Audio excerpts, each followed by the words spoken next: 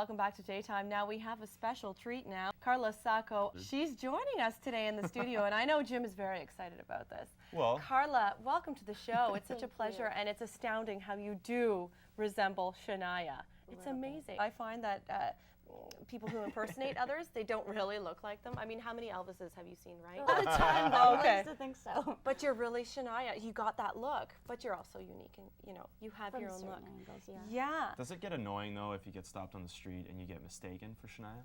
That's never happened. Really? Never on the street. If someone introduces me as her and that's the first impression, then for sure they say, oh yeah, I see it, certain angles. But Yeah. for the most part, I get pretty much any other brunette out there. But it is flattering. In this particular country vein, doing my own thing, it might be a little challenging to get over that. That's right, Yeah. which I'm interested to talk about. First off, let's begin with the competition Plucked, the show Plucked that you've been doing for CMT. It was a reality series all about you and what you do. What inspired you to get started with this to begin with? I've been singing since I was 3 years old, and it's always been my first love, music and performing for people, connecting with them. I've always just been me. It was so easy. It was just walking in. I didn't have much to study for, except for the material itself.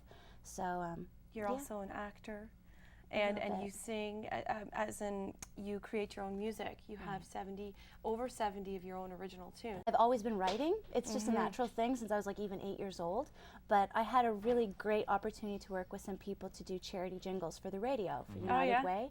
Yeah, United Way, VON, Hamilton Civic Hospital, and whatnot. So that was exciting. We got airplay. But other than that, just writing on my own, trying to make it like everyone else, getting the right chemistry with producers. And Now I have to ask you. I watched, but how do you deal with the psychological aspect from the lack of support? Is it fair to say lack of support? I know that, I don't know, a lot of people have that story where their parents said that you can't make it or you shouldn't go for this, and a lot of people have the support. In my particular instance, I know they did it out of love. Although they really fought hard to keep me away from this so much so. I mean, they signed a contract that I'd never make it, and I don't have the talent to do it, and they hired, they hired someone at 14 years old to, an expert, which was really no, and I think it was just someone off the street to tell me I couldn't do it, and I can't even count the amount of interference there. And yet, because of all that, you're still doing it. It's driven you more. You could have gone two ways, right? Yeah. You could have just listened to it or been driven by it. Well, I did. I branched away from it for quite a while. What else did they do? My full scholarship, they promised if I got a full scholarship that they would support me, and then but I know they did it because they love me. I know it's a really harsh business, and they want to protect me from the wolves out there, Yeah. And but if you love something, then you have to, and that's what I've been trying to do all these years. And hopefully in spite something. of that, here you are. Yeah, and it worked out. Yeah, and we actually have some footage of you doing your thing. Oh. Maybe we'll go to that shortly. There you go. Oh yeah, this is this summer. This last summer. Yeah, you're a natural performer, that's for sure. Thank you. Oh, it's easy with people, like I never really cared about singing for myself. A lot of people sit up there and they stand on stage and they just concentrate on the wrong things. I've seen. I just concentrate on people and trying to connect with them and making them happy and have a good time. And even if I look stupid, half the time doing it. Yeah, well, we do that every day here at Daytime. Where was that? What's that? Where was that? That was the greatest outdoor event in the world, the Calgary Stampede. Oh, cool. Yeah, here in Canada. And good for you. I had a great time. I was there last year, this year, and next year I think too. Yeah. Very exciting. What about Vegas? I know you wanted to. I wanted to ask her about that. Yeah. But I mean, it connected with that question. Would you like to ask it? Well, you already did. Have you ever thought of going to Vegas? I mean, cool. Yeah, as a an tribute offer. act. Because I read that you've also been rated #1 tribute act internationally. So the first thing I thought, Vegas. Yeah, it's always there if I wanted to do it one day. It's been offered. What is your unique sound then? How would you describe it as opposed to maybe even Shania's sound? Yeah. It's very eclectic. I mean, Shania has a great sound and very original, but with me, I've emulated so many voices that I could combine them all. Everything from jazz and blues and rock and pop and country. And I have a lot of country influences, and I've been around the country scene so much for the last few years that I've incorporated them all. if I had to describe it, I would say deep and heavy. Oh, really? That's what I want to, just not so light all the time. Here we have some more footage. Oh of no, you doing this your is thing. embarrassing. You move like Shania too.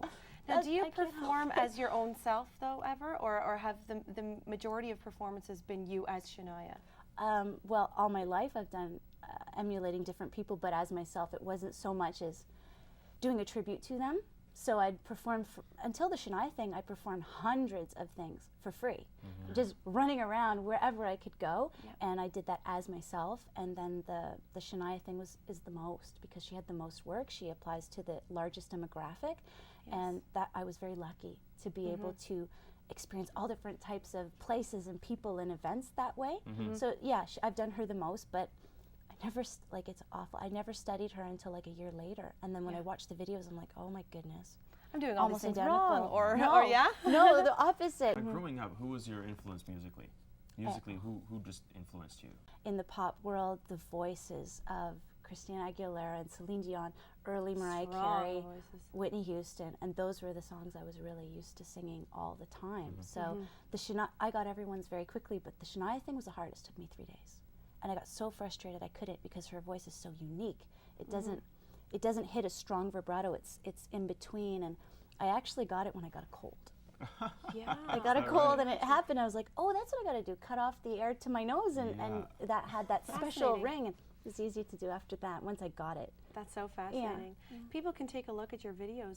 What was it like working with Silver Spoon's kid, right? The Ricky Schroeder guy. Rick Schroeder. Yeah. He was very professional, and he was a lot of fun, very talented, a visionary. I just wanted to make sure that his vision got displayed as best as I could under his direction.